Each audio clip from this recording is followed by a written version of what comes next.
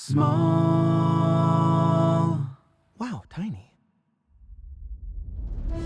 You are currently listening to Tiny Table, where we explore TTRPGs you might not have heard of. Whether big or small, we hope to cover them all. Because we know that great things can come in tiny packages. Eureka has died. Grab your trench coats, your trusty magnifying glass, and order that second grand slam as we get ready to dissect in this post-mortem. Very exciting. Oh, so very exciting. I can't remember if we normally introduce ourselves, but I'm going to do so anyway. Hi, I'm leading this investigation. It's me, Skylar. Oh, I guess I'm next. Hi, I'm Holly. Ooh, what a sad episode. Oh no. Hi, I'm Iva. No, just kidding. I'm Neo. This is Neo. Oh, they're walking out the front door. Something about a beach. Bye, Neo. Bye, No, Neo. don't let it go on the island. Yeah. And gonna get to the bottom of this one eventually. It's Julian here. Let's talk about Eureka. Baby. Man. I'm ready to talk. Man, what lots of twists and turns. Yeah. That was a lot of fun. I've never really played a TTRPG with such an intense focus on mystery. Like, I've played a D&D game where like mystery was an element. We also played, Kids on Bikes that had like a supernatural mystery as well. But I felt like the tone of that was very different from the tone of Eureka. Yeah, and I think the mechanics of Kids on Bikes don't have really any overt focus on investigation. Like, that's almost just more the trappings of the genre, right? Yeah, exactly. Where this is very lovingly crafted and dedicated towards mystery specifically, which I think makes it stand apart from anything else we've played up to this point. I mean, the name of the game itself, the Eureka system, was amazing. Like, it was very cool So good. to know that any failed investigation opportunity could reveal more information later with Eureka. That was a really cool core element of the game design that it inspired and enraptured me. No, I completely agree. I think this is something that a lot of game developers could actually like take credence from, is rewarding your players for failure. I think is a great way to get them invested in the idea of failure not being such a bad thing. In things like, D&D, a lot of times if you fail and you miss your swing, that's kind of the end of the story. You missed it, now it's time for your other thing, and that's your whole, a third of what you can do on a turn gone from you. Or worse, you end up with just long discourse from DMs like, well, my player needed to open the locked door, the shoved door, so I had them roll athletics. They failed and said, can I try again? And it's like, maybe? And I'm like, this conversation should not be happening. Yeah, absolutely. So I'll just say, kind of going in, well, first of all, I had a lot of fun playing. And we are, of course, doing the play-tested version. And it's not fully out, fully copy edited.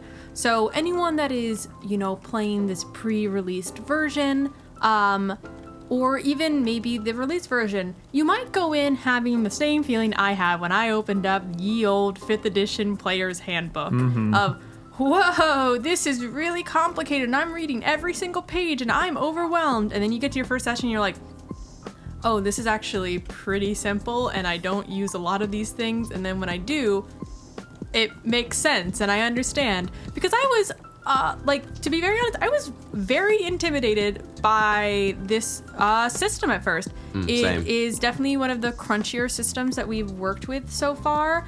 Most of the time, I'm able to read the rule book in like a day and then we record. This one took me a few days, but it was very rewarding. I had a lot of fun playing the monster. It was something that there was such a lovingly crafted forward about it that I was like, well, there's like no way I can't do this. A thing I'd love to point out about the rulebook, and this is true now even in its not yet like final copy edited version, and a format thing that I want, I'm stealing this for my own writing, and I want every RPG developer forever to steal this, which is if you are going to be writing a rules document and you are writing, in prose and you're writing out descriptions, you're writing out reasoning, and within those descriptions and that reasoning are the rules. Do what the Eureka rules do, even now in their not yet finalized version. Include a bullet list, raw mechanical text summary only at the end of not every chapter, every section of every chapter has a bulleted, easy to reference list of here are literally just the rules with no extenuating text. Mwah. Yeah, thank you. Yeah, you had sent us out, this PDF, and the first thing I saw was 500 pages, and a chill ran down my spine as, what I assumed to be this dwarfing giant of a compendium faced me down. And then as I went through and I realized, the first chapter is like, if you've ever played a role-playing game, here's how to role play. And I was like, cool, easy. I could skip through the majority of that. And then as we're getting into mechanics, seeing these bullet points and realizing that, this isn't gonna take me 5 weeks. It might just take me a few hours to to really get everything locked in there so I can feel ready to play without having to ask a ton of questions. Not to mention a lot of those are reference tables and, large sections are monster compendiums, which, I didn't read because my character wouldn't know because I was not the secret monster. I was so totally hoping. I came into this and I said to Julian, I hope one of us is a secret monster. That would be so cool. It gets to an element that I think I quite like, and it's an element that as much as I know that the final rulebook will be shorter because of formatting, I do like that the rulebook is the density of information that it is, and I think the bullet points are a really elegant solution because a thing that I can see is very clearly important to the developers of the game is almost every single rule, when given in the game, there will be in the prose an explanation of the reasoning behind the game design. I don't think every game needs this, but I think it's nice every once in a while to have a game that is very upfront with its design logic, in a way where reading the Eureka rules made me excited to do game design in a way that not a lot of games do, because it made it clear that it's you can do this. You have the tools you need to think about a question, what's a dramatic question, and then answer it with how can I find resolution to that question with a game mechanic. Can that game mechanic be an existing game mechanic? Does it need an edit on an existing rule? Does it need its own bespoke rule?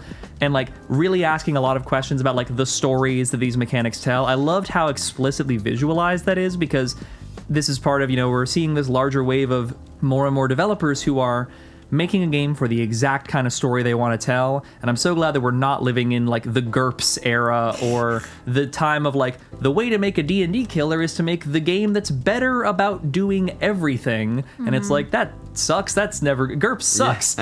Sorry for all the GURPS lovers out there. I don't think it's very good, because it's very good at playing a bad D&D-ified version of 4 genres instead of 1. And fun fact, it's not as good at any of them as even just D&D is as at dungeon crawling. So I like the specificity of it, and it makes it clear to DM even when it's dense, because when in doubt, I can reference back not just the literal rule, but the philosophy behind the rule, which I love. Yeah, it's not just giving you the what or the how, it's also giving you the why, so you can piece together the purpose of all these mechanics, and they feel like less disparate things, which does bring me to a point of, it's weird, I feel conflicted because it's a little bit of friction, but at the same time it worked out well in play, and I'm not a game designer, I'm not sure how else you would do this. I did find it a little strange that for a game so deeply focused on investigation, there were more chapters dedicated to the sparsely used combat system and all of the intricacies there than there are to what the majority of the gameplay is, which is skill checks, earning investigation points, and using your traits. And I understand, I think you had mentioned a little bit that they come from, I think, Warhammer. Like, the creators come from, like, a Warhammer background. Is that right? I asked him, actually, this specific question on Discord, and he said his answer to that was twofold. His first answer was, I am a wargamer, which I'm like, that's so fair. That's so fair. And he said, my second answer there is, he said it was important for him that the combat of Eureka has the possibility to be very immediately deadly in the way that real world combat is, right? Like, you know, in real life, you don't take 8 shots at somebody and eventually, you know, you've worn down their hit points. If you shoot someone once, the fight is probably over. And if it's not, it's probably going to be over pretty soon. And he said he needed that degree of granularity for the combat mechanics so that given the high level of deadliness of the system, he didn't want what a lot of like the OSR modern design wants, where like combat is a fail state, right? He's like, combat's not a fail state. Like there are solutions in this game where sometimes combat is the answer. Like Celine in Our Own Adventure, explicitly in the rules text, it's like Celine will not listen to reason. She cannot be bargained with. The best you can do is offer to help her with her mission, but if there's an Iva in front of her, she's taking Iva and she's leaving. And the solution to that problem is you've got to kill her or find a way to get away from her. Wow. Like she's not of this world. She's a fundamentally alien mind. And I like that there's that granularity there to give you, you know, levers to pull on, given that any given lever pull could mean death. Yeah, and I think in the grand scheme of things, that all makes sense. There is a part of me that wonders if it can't be simplified and also still deadly, if there's not like some world where both of those can come together. Like instead of having this giant index of all these different weapons and what all they do, maybe having just like broad categories, like you have a ranged lethal weapon or a like, and that, you know, encompasses all firearms. They all deal, you know, 4 penetrative when they hit you or whatever, and then the characters can maybe like use flavor to describe, oh, it's a revolver, or oh, it's a whatever, or like a melee non-lethal, and that's like your brass knuckles are the things that are going to do more superficial damage rather than penetrative. And again, I'm not a game designer, but these were some of the thoughts I were having reading the module, and this is all to say that in actual play, things were pretty snappy. We kind of like moved along pretty easily. Now, none of us had firearms, so... Yeah, that's kind of what I was going to get on, is that if one of us did have a gun and operated it, then all of those rules, I think, would come into play. It would sort of change a little bit of that narrative tone. But I don't even know if in our adventure what we would have done aside from shot Celine. And, you know, our combat with her was pretty short. I mean, she did some kind of psychic blast, and then Violet shredded her with claws, and she died pretty quickly. Yep. So, I also hit her with the car. Oh, you did hit her with a car. That was fun. That was great. That was a highlight for me. Yeah, it didn't even kill her or you, which was impressive. Yeah. Super cool. But, you know, if one of us had a gun, I think those rules would be more relevant. But I do potentially like the idea of streamlining it, but also, like, if this is the creator's, you know, this is my design, then it can be his design. Yeah, absolutely. I think that's also absolutely. fair. I think what it is just, like, the rules seem intimidating, but a lot of them are just reference. Yeah. Yeah, this is true. Yeah, and I'm just to give the feedback. But also, I want to quickly, before we kind of keep getting into our feedback, I want to ask some behind the scenes things. I feel like sometimes I'll get texts from people asking questions about our characters, about the game. So I think it might be a good chance, especially for this game where apparently we took a very different turn than some people. Maybe some things that like got missed. Like one of my rumors was about these, I think I mentioned it a few times, these teens in the hospital for a drug called Angel. Yeah. Now, what the fuck was that? Yeah, so those were teens who were deep enough into the Angel condition that they were starting to go kind of catatonic. There's one stage of development for the Angel called, I think, Stage X. Iva Spencer was on Stage 7 for frame of reference. Stage X is like this failure stage where they completely refuse the call. They're like, listen, you know, all this stuff's happening, but I'm not going to follow you, you weird angel. Where eventually they start to kind of go catatonic.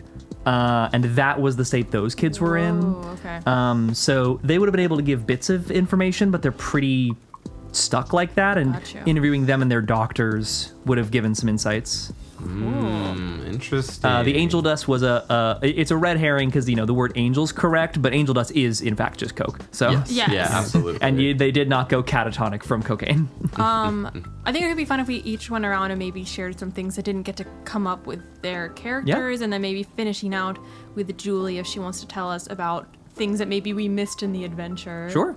I guess I can start. So Violet obviously is a wolfman. It comes from her what? It comes from her mom's side of the family, and it's something that obviously she really hates. It's why she's in school to try. She's a science major trying to figure out a cure for this.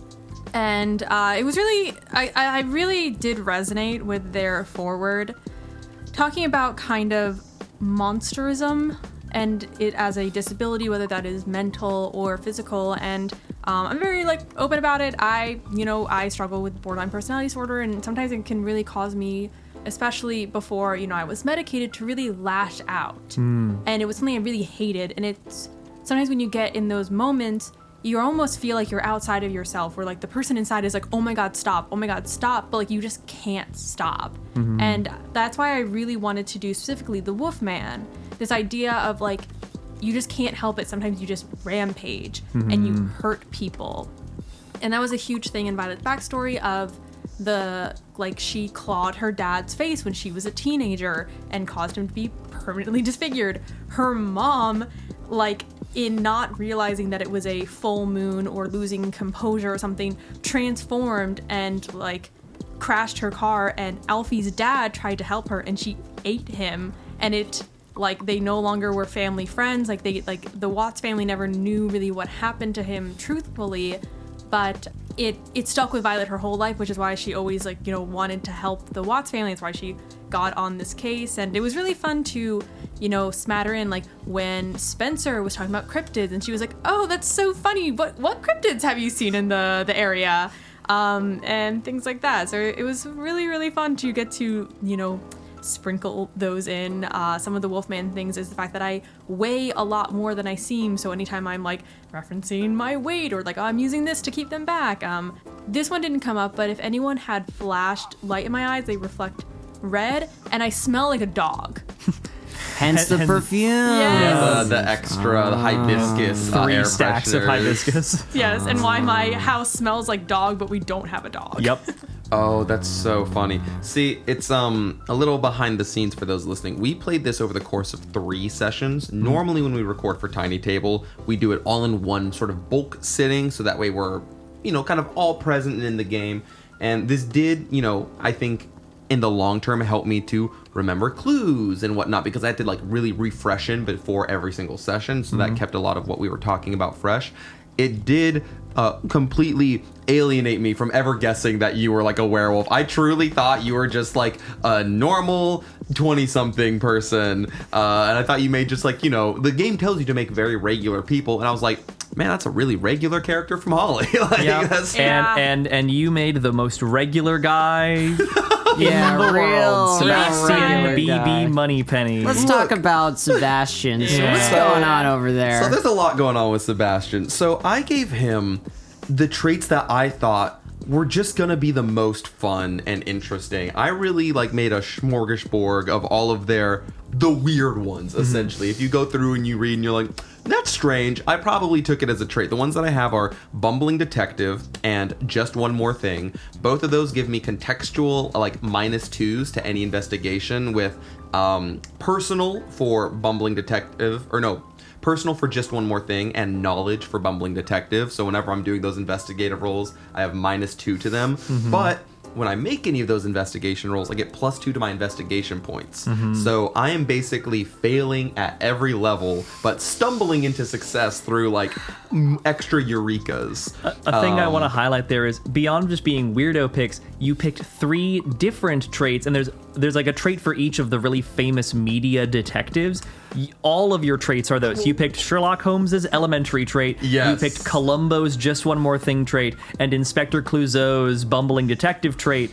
Not Sherlock Holmes, but both Clouseau and Columbo are detectives whose whole gimmick is they don't look like they're very good at it, and then at the end, voila, they have solved the case. Yeah. But I love the Ludo narrative harmony there, where you were playing a dude whose entire motivation to be a detective was his love of detective fiction. So all your traits were literally, I'm copying Columbo, I'm copying Sherlock Holmes. Yeah, it was so good. The elementary was fun. I think we only used that in the first couple of episodes, but it's why like I'd be like, hey, what's the deal with this person I just met? I think I used it on both of you as well. To Always get, like, wrong. You never got a single one right. I was gonna say, I'm pretty sure I got all of them wrong, which is great. So that's a lot of fun. There is one deep, devastating secret that I never got to share to the two of you specifically. When I describe Moneypenny, you know, somewhat elderly gentleman, just He's only 39. well, not elderly, somewhat like an older adult man, just below age 40. Hey, see, he is young. You're arguing on my behalf. You know, trench coat, slick back hair. You know, all his little detective gadgets. The little thing with Moneypenny, is that Moneypenny is actually bald. It was a toupee the whole time. No one investigated the hair. No one investigated the hair. He had fake hair. He had a toupee on the whole time because that shit was glued on. Sebastian survived a car crash. I know. I was just not thinking about it. I forgot because I was so in the moment. We should have described it. The toupee flies forward off your head and lands on Celine's. Yeah, absolutely. Flies forward through the destroyed window and into the other car. Because something I had mentioned is that Sebastian BB Moneypenny did a bit of rebranding, because while I did say that BB stood for Big Bucks or Big Ballin' Moneypenny, it used to be a cruel nickname that he was bullied for. It was Bald Boy. Bald Boy. He went bald super young, super young. Like what, like freshman year of high school and shit. Like started balding. So he was Sebastian Bald Boy Moneypenny. No. And hey, make your haters become your waiters or whatever. Yeah, What's that shit Eric Adams is always saying? Yeah. So those are fun little Moneypenny facts. Yeah. And actually a real person. And actually the real person, actually not possessed by a ghost or secretly a werewolf. Yeah, What? just a normal quote-unquote human being. So, tell us a little bit more about... So at the very end, you kind of threw in that Cash is your son. Yes, Cash, I was gonna ask. BB loves Cassius. Cash. Yeah, so the entire time, I liked, because he's like this rich guy, right? Mm-hmm. So I was like, it's funny to me if like on all these recordings, I'm just like, I love Cash, and they're like, this dude's obsessed with money. For the slight reveal at the end that he has his wife who has divorced him because he spent all of his free time trying to become a detective. So fair on her behalf. Yeah, which is so fair, because like he's like a super rich like stock trader. He has all of this free time because he just does like, quick day trades, makes flips, and then continues on. And he has people doing it for him. Yeah, or at this point maybe even has people doing it for him. But It's like a instead hedge fund manager. Yeah, but instead of spending time with his family with all this extra time, he's spending time watching Columbo films, and like is so dead set on like, well, I've got all this time and resource, I might as well become like a detective. And his wife or his ex-wife is like, what the fuck is wrong with you? Like, we have a kid together. like why are you putting more time into that than into spending with us? And it's one of those things where I think he's like a good dad, but he's a terrible husband. Like, he really, really cares a lot about his son, and when he gets to see him like every other weekend, like he makes sure it's like the best time of their life. That's so Easy to do when you're time. ludicrously rich. Yeah, exactly. Easy to do when you're ludicrously rich, and he does want to try to win his ex-wife back. That I guess is going to be determined to the listeners if that actually happens. I've heard a lot about the things you've done for this investigation in the coming weeks, and not a lot about what you've done for your family. Well, that's why I said it's my last case. He's He's hanging up the pervert trench coat. He's putting down the magnifying glass. Putting down the hanging up the magnifying trench glass. He's coat. gonna spend time with his family. It's funny. So this character was somewhat influenced or inspired by, there's a spoiler alert for Paper Mario the Thousand Year Door. In chapter 6 there is a sort of like murder mystery whodunit style case on a train, and you meet this like penguin character called Pennington, and he is and Pennington is an aspiring detective. He has a little detective hat on, and he's like acts like an investigator, but is definitely a bumbling detective. Like, he's definitely one of those Columbo types. He's really, really bad at it. You as Mario are solving everything, and he's doing like, aha, like it was you. And like at one point he like accuses a random waitress of being the person to steal this item, and she's like, what the hell is wrong with you, dude? No, I didn't do it. He's like, oh, I was just practicing my accusations. Yeah, he was like, I was just practicing my accusation skills. When your train finally arrives, you find out he owns this like giant mansion where like he stores like the MacGuffin that you've been looking for or whatever. He like runs this like super fancy museum type thing. So he's like totally loaded. And I was like, I love that idea for a character. I'm gonna play that, but not a penguin. Yeah, I basically played that, but not a penguin. Nice. I think a lot of Spencer's stuff was pretty present. I think it was just pretty straightforward. You know, Spencer's mom died super young, and he sort of, you know, coped with that by imagining that it was caused by some sort of supernatural thing, which fell into his greater interests, you know, filmmaker burnout. So it's just like really sad that like Spencer's life path and like the way the Angel game sort of forever changed his brain afterwards is, you know, it wasn't like an unlikely end game for him. Like it makes sense that that's sort of just what ended up happening to Spencer. You know, I don't think he was able to really continue living the way he was, and he just kind of went his own way. Yeah. There's an excellent section of the module, and I like to think that this eventually kind of became true for Spencer. So the Angel as an entity is one of my favorite characters I've ever had the chance to play in an adventure module. It becomes pretty clear, you know, by the time we have met both her and Celine, she's like modeled after Celine at the age Celine was when she lost Iva, the original Iva. And she started this scheme to make a new Iva, to have a replacement child.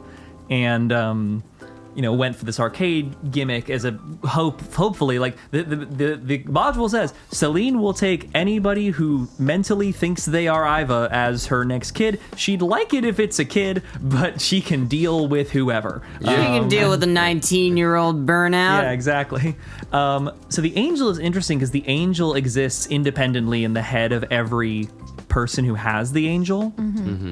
If the Angel ever learns that her mission cannot succeed, her whole outlook changes, because the Angel is both this kind of machined entity that's like created by magic, but also like has its own consciousness and has its own understanding. And you know, the Angel that's in Spencer's head, that Angel can only live forever in Spencer's head and is stuck there.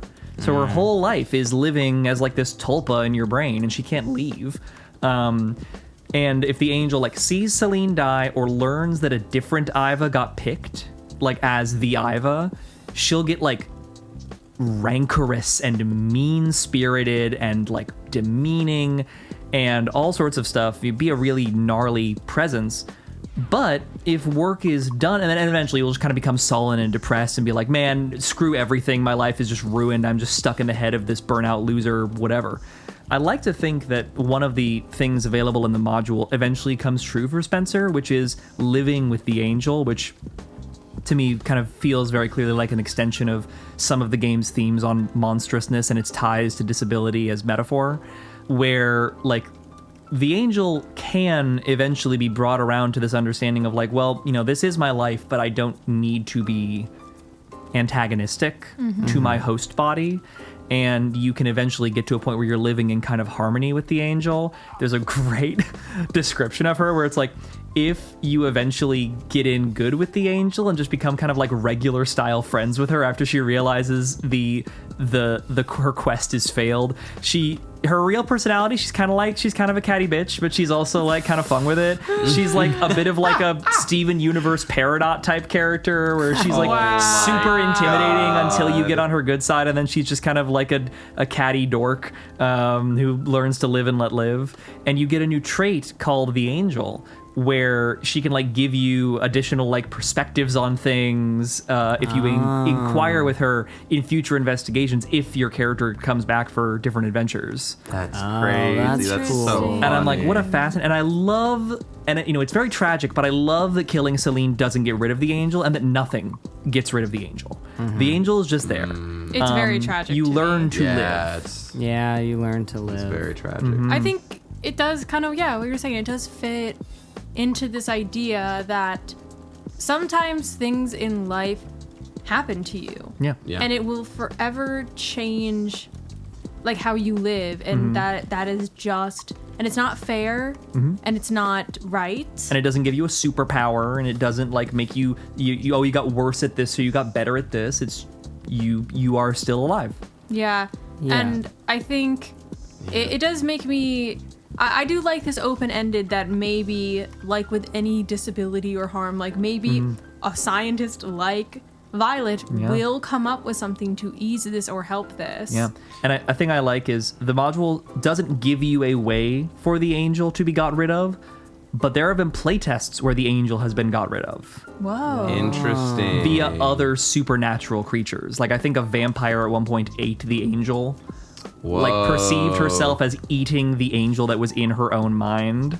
And when vampires eat things in this game, they completely eliminate them from existence. They don't like shit them out later, like the blood is gone. Wow. And they were like, I think you ate the angel. Like I think she's gone. And another character with regeneration, I think, like beat their own brain so hard into mulch that when it regenerated, the angel was gone. That's Damn. crazy. So you got to get creative. There's a part of it that feels very kind of in line with what, at the very least, I'm assuming is Eureka's ethos, which is it is a game that, despite its supernatural elements, finds itself very grounded in reality. It Yes. explicitly tells you to make, realistic characters. Like, you get like pluses and minuses on your sheet, but they never go beyond 3. And a lot of sheets will probably have a lot of zeros. Yeah, a lot of zeros and ones and minus ones. Yeah, just plus ones or minus ones. You're not really working in extremes, like a D&D character is something you min-max. That's not the case for Eureka. You like, I made choices that for the most part were like kind of suboptimal because I was trying to make, as goofy and cartoonish as he is, a realistic person. And I think it is very interesting that they have this very realistic view on like how the supernatural affects like the world, that this person set in motion this spell, and just because they're dead doesn't mean the spell stops. Like it's just still kind of in motion now forever.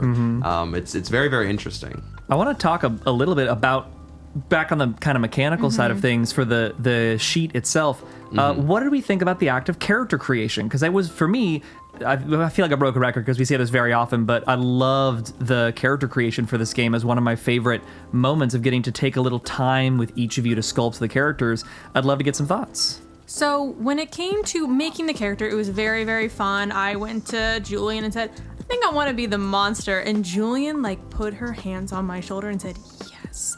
But I honestly, to be very honest, I was a bit intimidated by doing the sheet. To be fair, I mean, I had to reference 2 different sections for the monster and this, but True. I was almost overwhelmed by the fact that I could just put anything down. Yeah. I was like, what do you mean I'm not rolling? Like it was so antithetical to everything we've done of okay, you roll for this, and then that's how you decide how you can put things in. I was like, wait, point buy? What? Yeah. And of course there is something of it has to all average out to 0. So I can't just be putting +3 and everything. So there was some limitation, and for me, I was only able to pick 1 trait. Otherwise, my investigation point maximum would go way up. You'd be boned. Yeah, be boned. But there was just so much choice that I was almost a little overwhelmed. But then once I started to get into it and think about it, it made more sense, and the inventory was really fun to do. It's very open-ended. Yeah, I like the wealth point mechanic as a way to, and I like that it's per adventure. You're not consigning yourself to forever have this be your permanent inventory if you're doing multiple adventures. Just every time, top of the adventure, roll based on your wealth, pick a list of things, and that's what you've got access to right now. Yeah, it's very nice, and it's one of those things where, again, because of the level of groundedness that Eureka presents itself in, I came to Julian with a sort of sparse idea of... I had 2 very different characters. I didn't know what the mystery was at first, and so it was in learning the mystery that I kind of decided to make more interesting character decisions and kind of solidified stuff. Because at first I was like, all right, it's a mystery. Mysteries usually involve crime, and there's a part of me that really wanted to work for maybe like some other criminal tied to the case and be like their bodyguard, and I want to be like the muscle kind of guy or whatever, you know. There's a part of me that thought that would be a really cool angle, but as I heard the mystery, I was like, all right, I don't think that's gonna work. And the other thing I wanted to do was all of the goofy shenanigans. We're gonna play all of these silly traits and see how that works, because I really want to show off the Eureka system, because I think it's very ingenious, rewarding failure in such a way, and I want it to fail all the time. Yes. And fail King Supreme. Absolutely. And so once I realized that I wanted to like fail a lot and lean into these traits, and then I also realized, oh, my dude's like super rich. Which was a pretty useful Yeah, skill. it was. over and over. Yeah, Actually, money talks. Money talks. Money helped us in a lot of different situations, honestly, which I didn't know. I didn't make him rich for that reason. I thought it was just going to be very silly to have a lot of like expendable cash, but it ended up being very useful. And it wasn't one of those things where it's like, okay, cool. So he's like, you know, he's rich, so he's good with technology, probably good with paperwork. You know, he's probably got more knowledge skills. Probably doesn't have to work out a lot because he's like, you know, just doing day trading. So I'll take some out of this, and everything kind of just naturally kind of pachinkoed its way into place as like I made one decision, another decision became obvious, and then as I made that decision, then other things would open up, and it all kind of fell in such a way that character creation seemed pretty seamless once I got the ball rolling. Yeah, momentum, I think, is the word for it. Yeah, where, like, absolutely. When you're looking at the blank piece of paper and you see a long list of skills and you're thinking, oh, I have to make this all add up to 0, that thought is intimidating. But if you just start going one at a time, I think with each of you, when I did it, just based on purely, like, not even changing the numbers based on that expectation, purely just based off knowledge of the character and picking scores that felt right for it, we would usually end up with deviations of like, we're net +2, we're net -2. Let's jiggle these numbers around and we can get it all figured out.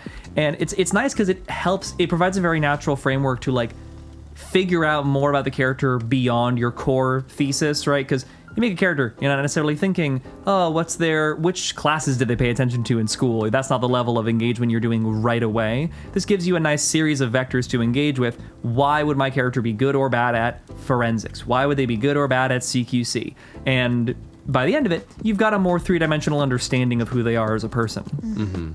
Yeah, I would say so.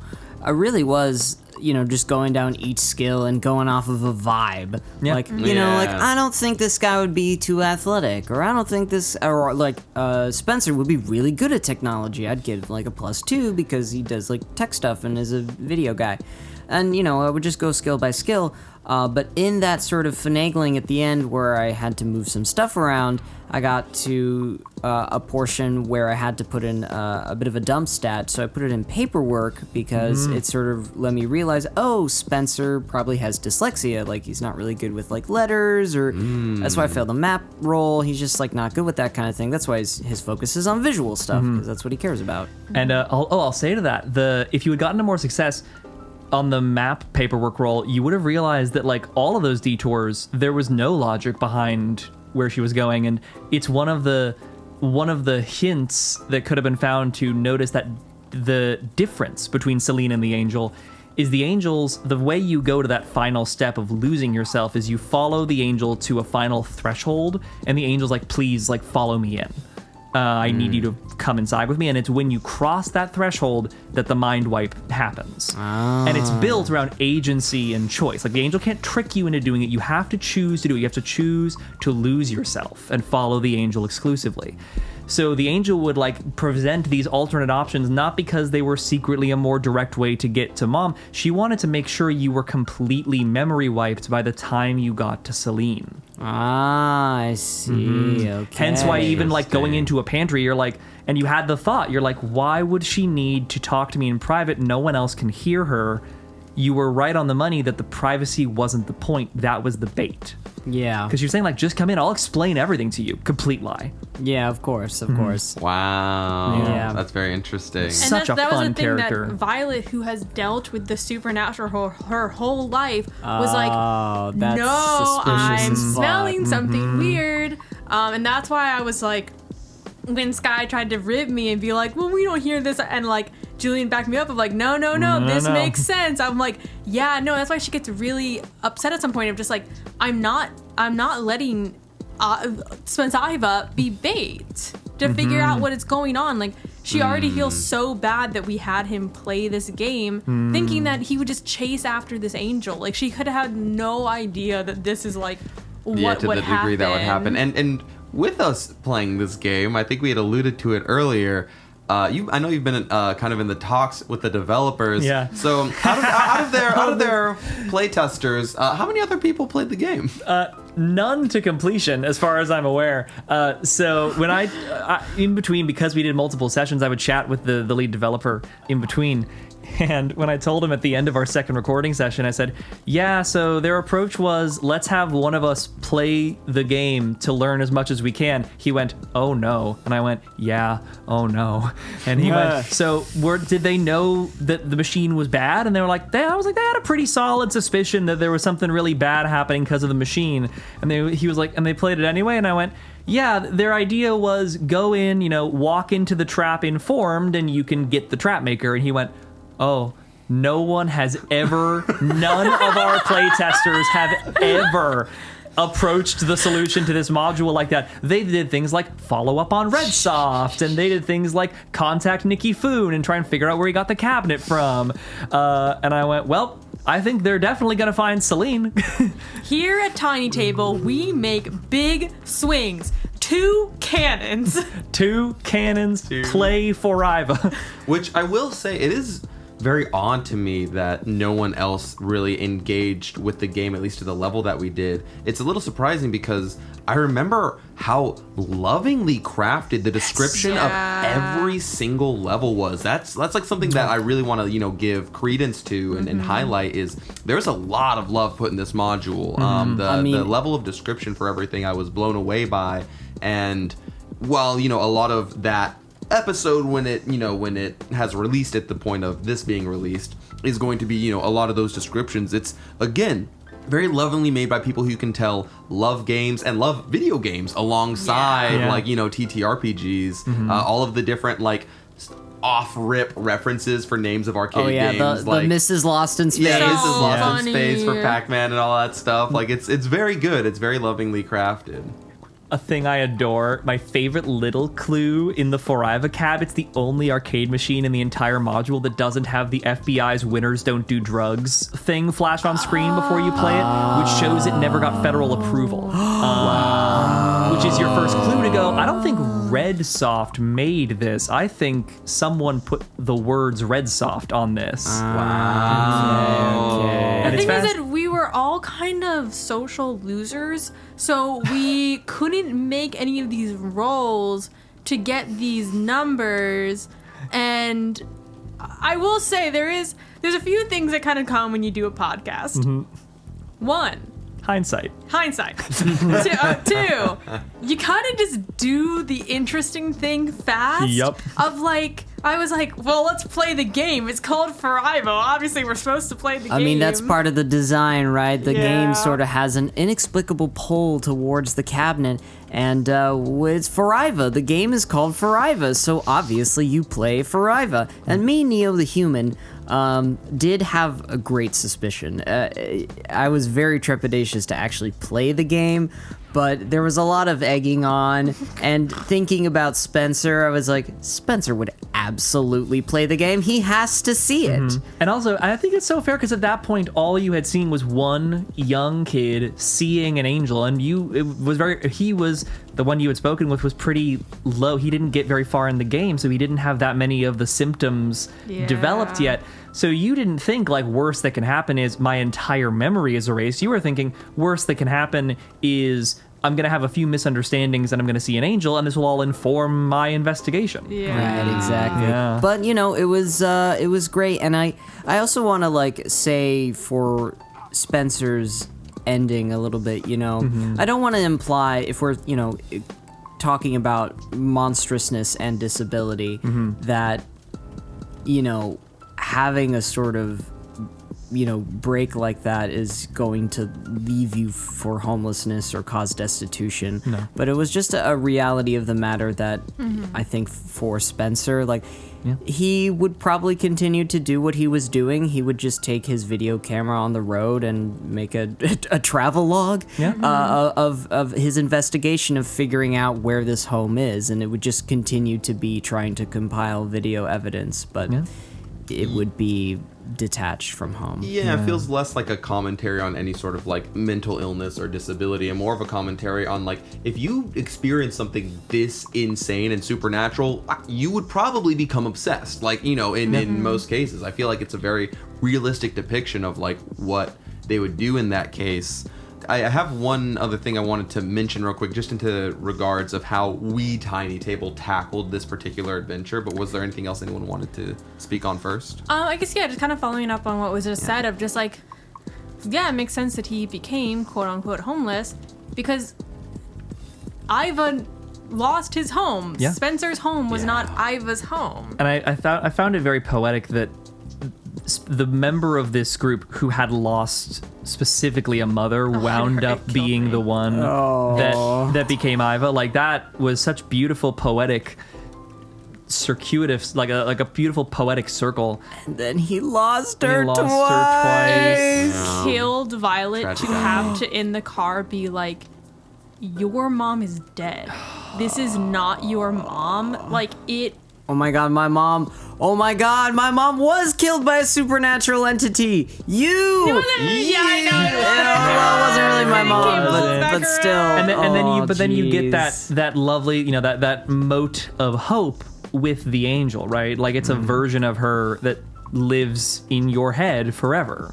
That eventually can come back around. Yeah, I think. No, y'all are just chilling. 2 squatters in a dilapidated house. Yeah? You'll fix it up and make it a home. Fix it up. Yeah, that's home. right.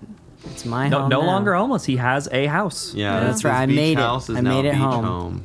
You That's lived out of your lovely. van. Yeah. With that, before we conclude and move on to any other points anyone want to bring up, I did want to mention something that when I originally thought of it, it was something I had conflict with because it was a misunderstanding, and I thought it was the design of the module, but in reality, it was the design of Julian's beautiful, beautiful brain. And upon learning more and getting some context, I actually think this is something I might even recommend. So, you heard, the first episode by this point. When we recorded that, we had different people start with differing amounts of information and clues and start in different places, which required us to separate so that Julian could run sort of individual sessions with each of us one-on-one to discuss what it was we each knew on a personal basis. And in the moment, when I thought this was part of the game design, I had a bit of friction with this because I was like, man, I don't like just sitting around. I like playing games. That's what the podcast is about. But afterwards, and after in talking with Julian, realizing, no, that was a creative decision, I actually think this is something that maybe if you are going to run this module or another one with like other friends or players of yours, I would actually follow this because it led to the very, very satisfying interaction and payoff of all of us getting to organically share the clues and ideas that we had, that we would not have gotten otherwise. Like, while it is, I think we're all good enough role players here at the table to like not act off of information that we know our character doesn't have. I think we're all pretty good about that here. But it was impactful for me, Skylar, the player, to get to like hear Neo's theories and everything they're working with, and then turn to Holly and hear about this like angel drug that I heard nothing about. The only suggestion I would have is if you are going to do this at home, have those single sessions on like Discord ahead of time. You know, like we had to do that all together in a space because we're recording for a podcast. But if you want to run one of these mysteries, I think that is a fantastic start, giving your players single sessions ahead of time. So when you all get together for quote unquote session 1, everyone's already has these bits and pieces that they can share with one another and have that sort of organic Eureka moment. Aha! Yeah, the Eureka's emphasis on maintaining character secrets to like a high level where it's encouraged for players to leave the room or play music so you can't hear. and also to, keep really good track of what is kept secret from your other players makes a little bit more sense when we include Secret Werewolf. As to, why that is important to the design. Because if you're all just people and are agreeing to be friends and just do the adventure, you're like, well, why would I keep a secret?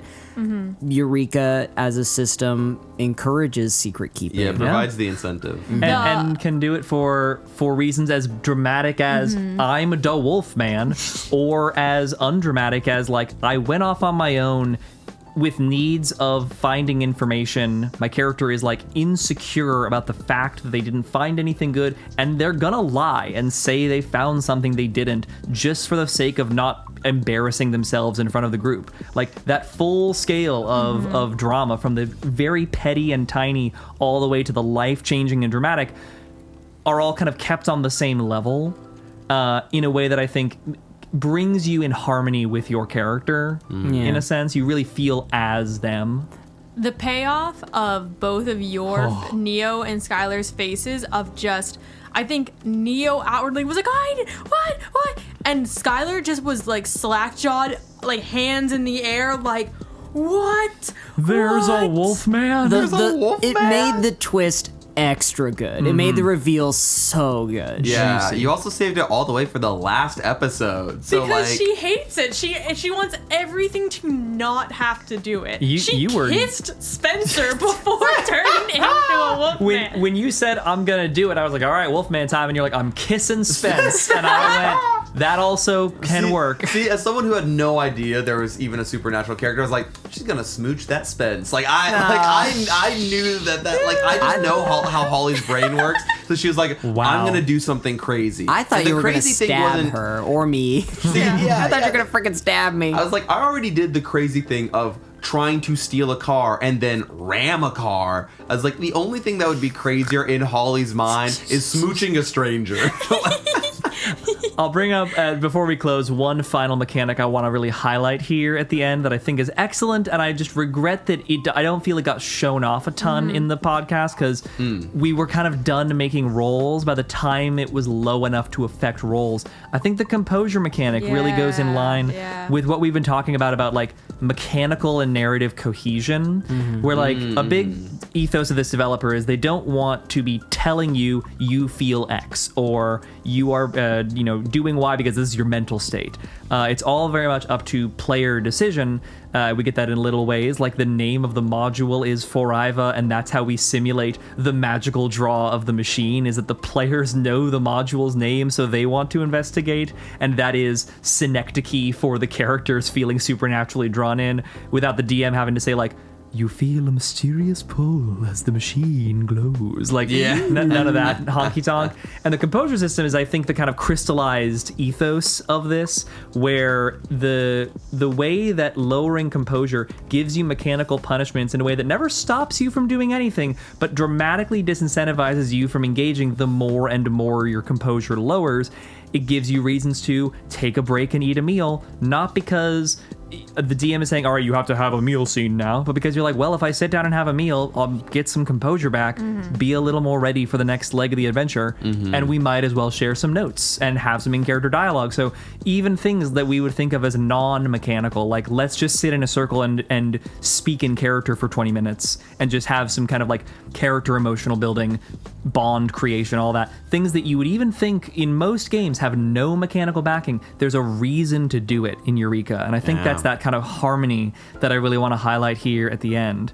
So does that mean when Sebastian had those loose berries at Violet's house that he regained composure? Shot back to full. Absolutely. Instantaneous. Hey, I eat a raspberry in the summertime. I'm feeling great. Poor dad. Oh, your poor father. With that, we want to see a huge, huge thank you to the development team at Anim and the developers of Eureka for giving us early access to the game in order to showcase it. Yeah, thank you. It's been an absolute pleasure. I freaking love this game. Thank you so much for being our first partner developers. Yes. Absolutely. If you have any desire to try this game for yourself now, there are a few ways you can access the rules now before the final publication. The main one being subscribing to the Anim Patreon, which we'll have a link to in the description transcription of our episodes. They are continuously publishing every new iteration of the playtest rules as they come out. Those rules have even updated in the course of our recording. The developer sent me a new PDF today of the new rules, and if you're looking for a little bit of a Julian design, the final version will have a little bit of art that I have not drawn, but because I can't draw, but that I have verbally instructed them to draw for me because I'm a high-level backer, baby. And they even they most recent, at least as of the recording, but probably not as of the release, added Gorgons. Oh yes, they hit their Patreon goal. There's a whole new playable monster type, the Gorgon. So help them hit another Patreon goal, because the people at Anim definitely deserve it. This is a lovingly crafted game, and not to mention heart.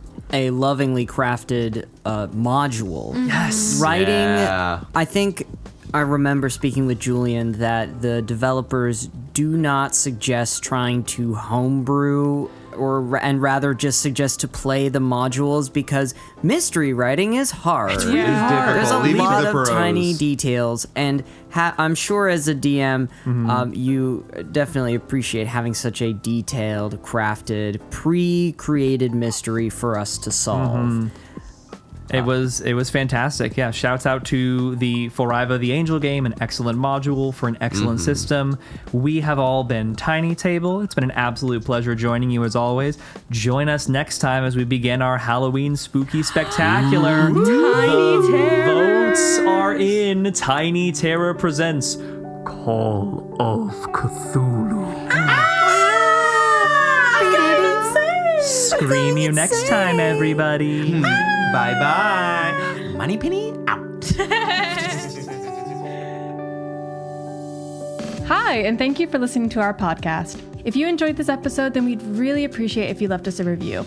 If you really like what we do here and want to support us further, you can join us at patreon.com/tinytablepodcast. Our business email is also open for inquiries at tinytablebusiness@gmail.com, and all of our socials can be found in the episode description for any shenanigans you might want to follow.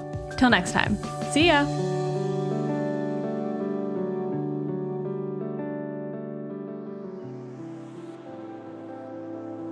Hey there, everyone. Skylar here to give a loving shout out to the Anim team for this fantastic collaboration. The experience of working with you all has truly been amazing, and we hope those of you listening take the time to check out their kick-ass game. We also wanted to clarify that this was not a sponsored or paid partnership for either party. We just love what Anim is doing and hope that you do too. Don't forget to check out their Patreon and itch.io for even more, and stay tuned for a very special interview episode after this. See you then.